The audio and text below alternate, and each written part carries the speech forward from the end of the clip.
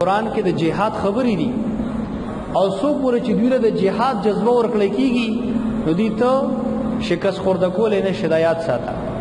نو هغه ویل دی به څه حالي نو هغه ټایم کې ورته د زر خرید مولیان ووایي چې یاره جي دا خو د قرآن حکم دی قرآن کې خو الله جهاد فرض کړی دی او د دې نص او آیات د قرآن د ختمولو دپاره یو نبی پکاري او نبی خو بل راځي نه نبی علیہ السلام خو آخری پیغمبر دی ما کان محمد ابا احد من رجالکم ولکن رسول الله وخاتم النبیین بل پیغمبر خو راځي نه سورہ احزاب 40 آیات دا خو آخری پیغمبر دی بس دوی څو کړل غلام احمد دجال کاڼي جعلی پیغمبر پیدا کړ هغه ته د شابه د نبوت داوا وکړه هغه څو کړل هغه ول کې داوی چې دا داوی وکړه زه مجدد ما زه نوې شی مې راوړی نوې پروګرام مې راوړی دی مجددیت داوی وکړه بیا د هغې نه بعد رو یو بله داوی وکړه چې زه مسیح موعود عیسی علیه السلام یم او آخره کې دا ووایي چې به زه نبي یم دغه ټایم نه د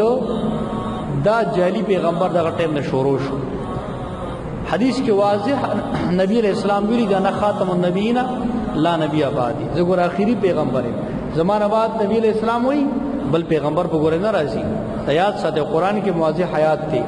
یا حدیث کې راځي نبی علیہ السلام وایي دا میا خبر یاد کې زمانه بعد به دیر دجالان کذابون دجالان دروغجن خلق به پیدا شي هر یو به وایي نبی ما خو یاد ساته چې دې خلکو نه ځانو ساته او دا زموږ د ایمان حصہ د عقیده د ختم نبوت چا چې د عقیده د ختم نبوت نه انکار وکړو دا سړی کافر دی په اتفاق د امت سره د یاد ساتي نعوذ بالله او سړی وایي چې نبی علیہ السلام آخري نبی نه منم دا سړی چې کوم دی په اتفاق سره کافر دی قادیانی سره دا کافر دی په اسلام کې خودی د زموږ په آئینی پاکستان کې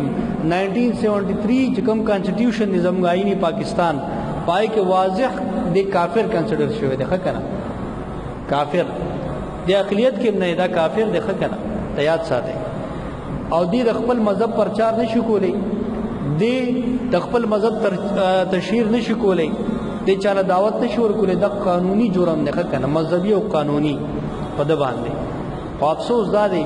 چې اوس موږ خبر اورو په حکومت کې فلان کې قادیانی ناشته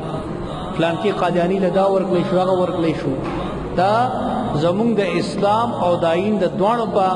نس کم دی دا خبره ټیک نه ده قادیانی دغه وخت نه پیدا شوی خو نو مووي په دې جمله کې وما انزل من قبلک وګوره مؤمن باغی چې صد پیغمبر د مخ کې راغلی باغی به ایمان وروړي دا نه چې بعد کې نه دی ویلې ښه کنه بعد کې نه دی ویلې